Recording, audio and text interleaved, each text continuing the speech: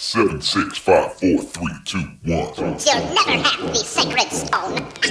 Oh, this you crazy mother.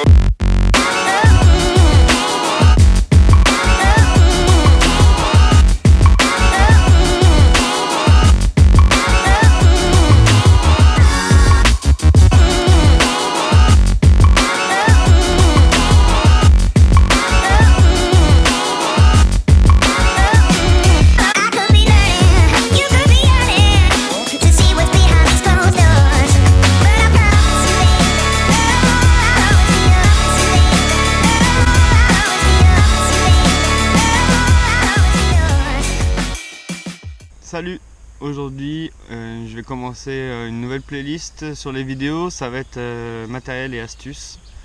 Donc là aujourd'hui je vais vous présenter mon vélo et les bagageries qui sont dessus. Et juste derrière, c'est parti. Donc là vous avez le vélo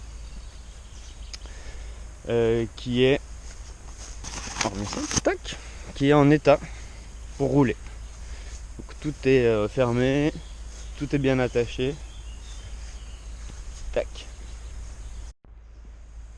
Vous avez à l'arrière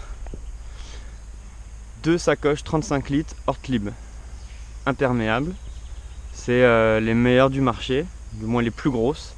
C'est la meilleure marque du marché avec Vaude. Donc c'est un peu cher, mais franchement ça vaut le coup parce que ça tient sur la longueur. Donc elles font 35 litres chacune, donc 70. Dessus il y a un sac qui lui n'est pas adapté pour le vélo.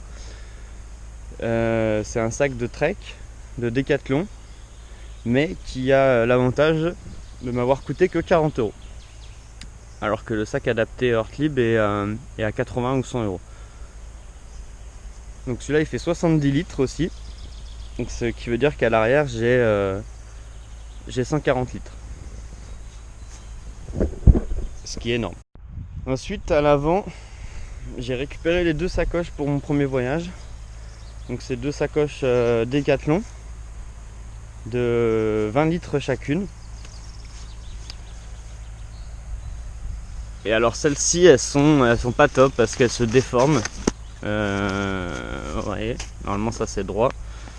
Elles se déforment avec le poids dessus et elles sont pas imperméables. Donc il faut mettre en plus des protections imperméables. Donc ça risque de changer durant le voyage. Et la sacoche guidon qui elle est par contre super pratique puisque elle est thermo, donc c'est à dire qu'elle garde le froid et ça c'est génial si on veut mettre des aliments qui ne résistent pas aux chaleurs comme le chocolat, ça c'est bien. Et j'ai aussi des petites sacoches, alors c'est plus pour les accessoires. Alors ce qui me permet de mettre mon téléphone et tout ce qui va être papier, donc porte-monnaie, tout ça. On peut mettre vraiment que des choses, des petites choses, des petits accessoires. Et ici, de l'autre côté, j'ai tout ce qui est matériel, mais ça on verra dans une autre vidéo, tout ce qui est matériel pour fournir de l'électricité par la roue. Voilà. Donc le vélo c'est un vélo pour le long cours, un vélo cyclotouriste, pour le cyclotourisme. Et j'ai juste adapté le guidon. Donc le guidon qui est hyper pratique pour avoir le dos droit, donc pour se reposer le dos. Et sur le long cours c'est plutôt agréable. Puisque c'est pas la vitesse mais c'est la longueur, c'est l'endurance que je vise, donc il faut arriver entier en bonne santé. À ce guidon donc j'ai mis un rétroviseur qui paraît tout petit mais qui est juste super pratique. On voit vraiment tout ce qui se passe derrière et il prend pas beaucoup de place et ça c'est agréable. Il y a la sonnette qui est intégrée. J'ai un compteur et l'accroche GoPro. Et donc le vélo il est équipé tout en Shimano, donc du pédalier au dérailleur. même je crois la Dynamo. La Dynamo qui est dans le moyeu sur la roue avant. Donc voilà, c'est du basique, hein, 3 vitesses, 7 pignons, c'est largement suffisant. Encore une fois, hein, c'est vraiment pas la vitesse que je cherche, donc ça sert à rien d'avoir un gros plateau ou un tout petit. C'est voilà, largement suffisant. Vite fait, comment on détache, quoi. Comment on détache. Je vais détacher pour vous montrer un peu plus en profondeur les bagageries arrière.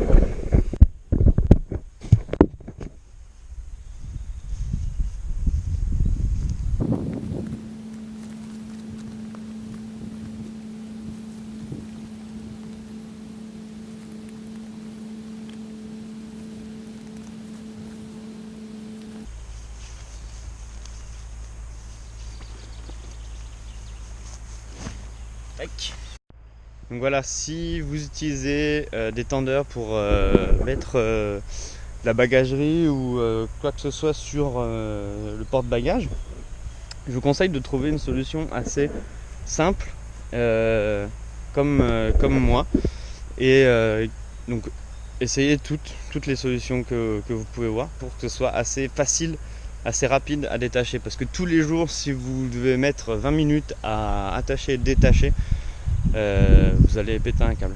Donc moi voilà, en 8 minutes c'est attaché, détaché, et ça tient super bien au voyage. Donc voilà les sacoches. Donc c'est des rollers, donc ça se roule.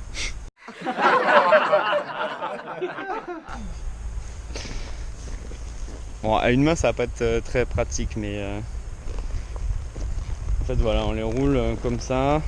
On appuie, on chasse l'air et on vient attacher avec l'attache. Voilà. Donc là dedans j'ai une tente, j'ai mon matériel de cuisine et j'ai tout ce qui est matériel d'entretien et de réparation pour le vélo, et tout ce qui est matériel doublon. Donc bouteilles de gaz, shampoing, tout ça.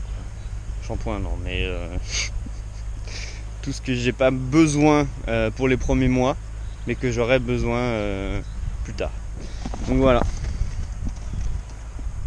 Donc c'est assez énorme, hein. Il y a même une pochette à l'intérieur, on peut mettre des papiers. Vraiment, ça a une grosse capacité. Et ça tient à une charge, à un poids du moins assez conséquent. Et à l'avant, en dehors, il y a une petite poche où moi pour l'instant je mets l'eau. Il faut mettre des choses qui craignent pas trop la pluie, le froid, tout ça, parce que c'est pas protégé. Donc j'ai l'impression que j'ai fait un gros zoom sur ma tête là. Donc voilà. Et surtout, faut bien équilibrer. Équilibrer les deux sacoches pour pas que ça force d'un côté ou d'un autre. C'est comme ça qu'on use rapidement son vélo. C'est la difficulté, ça se trouve au long du voyage. Voilà, c'est pas forcément le volume, mais c'est le poids qui est important, d'équilibrer son vélo. Donc ça c'était le matériel, et la petite astuce pour cette vidéo, en fait, moi ce que j'utilise, c'est des sacs avec un cordon, donc soit élastique ou soit de chaque côté, pour ranger en fait tout le matériel. Comme ça on n'a qu'un sac à tirer et c'est pas en vrac dans les sacoches.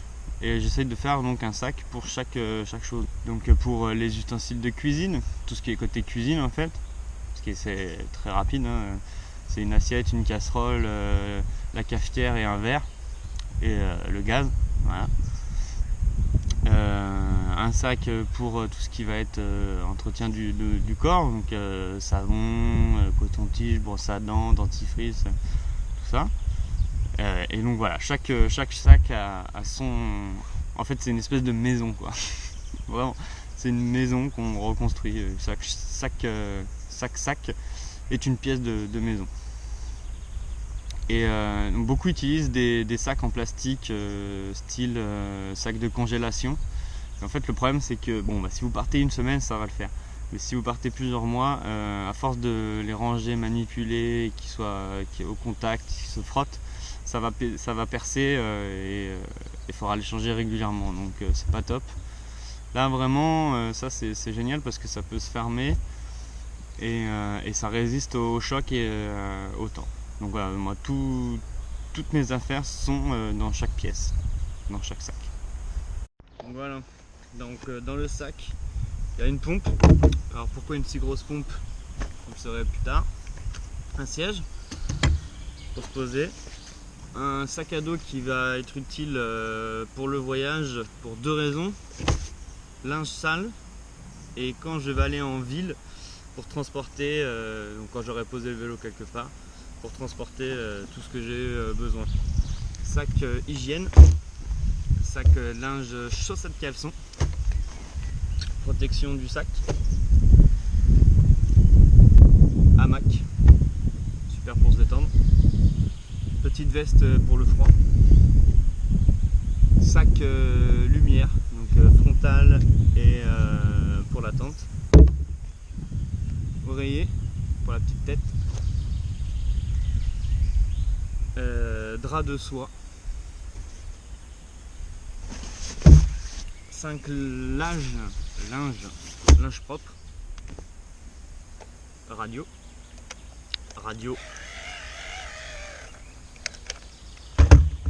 peut utiliser sans batterie, bonnet et tour de cou, serviette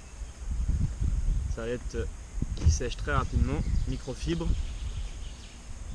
et les tongs. Parce que quand on passe toute une journée à pédaler dans des chaussures fermées, c'est bien d'aérer les pieds. Voilà. Donc maintenant que j'ai tout sorti, je vais tout rentrer. Et c'est comme ça qu'on va finir cette petite vidéo donc sur le matériel et sur les astuces. Alors là, je dis pas que je vais révolutionner le monde, mais moi c'est pour partager avec vous si vous voulez voyager ou si ça vous intéresse, si vous êtes curieux. Donc voilà, tout ce bordel. Bye. 7, 6, 5, 4, 3, 2, 1. You'll never have the sacred stone. Oh, this you crazy mother.